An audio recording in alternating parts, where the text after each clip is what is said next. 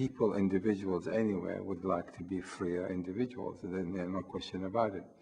The problem in the Middle East is how do you go about introducing political reforms, that is to create a democracy, without actually creating an upheaval. The notion that having an election as a first step to introduce democratic reform, it's a false premise.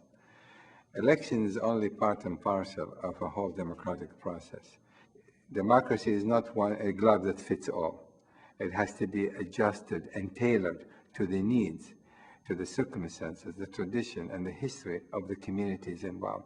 And that's where it was missing in Iraq, it is missing in Lebanon, it's missing in Palestinian territory, as well as in Egypt. You don't have in these societies a tradition of democratic institutions or liberal parties that can in fact produce an alternative to the various Islamic movement in all of these countries.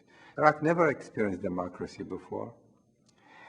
And the community, which is divided on the main to three, the Kurds, the Sunni, and the Shiite, have never seen eye to eye, never accepted the concept of a majority rule. So their democracy, instead of producing a stable government, functioning government that is going to respond to the need and the aspiration of the people, we have created a government that it is very sectarian in its own very nature. The implication of that civil war in Iraq is going to have serious repercussion on the relationship between the Sunni and Shiite anywhere in the Arab world.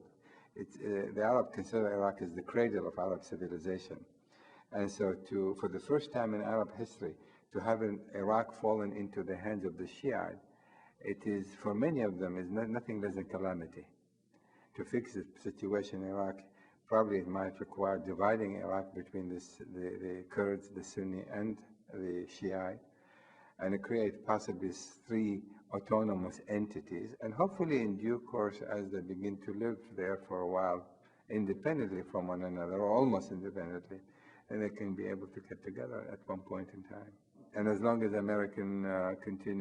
continue to occupy Iraq, I don't think we're going to see an end to the insurgency, and therefore the experiment in democracy, in my view, has collapsed. So America needs to think in terms of an exit strategy that makes sense. And as long as this administration continues to hold to the absurd approach of staying the course, I think that represents, in my view, the biggest obstacle. It is time to try to save the situation there, because it could have serious effect on the international community. The United States has been dilly-dallying with Iran for the last 5-6 years. Iran now is getting closer to acquiring a nuclear weapon.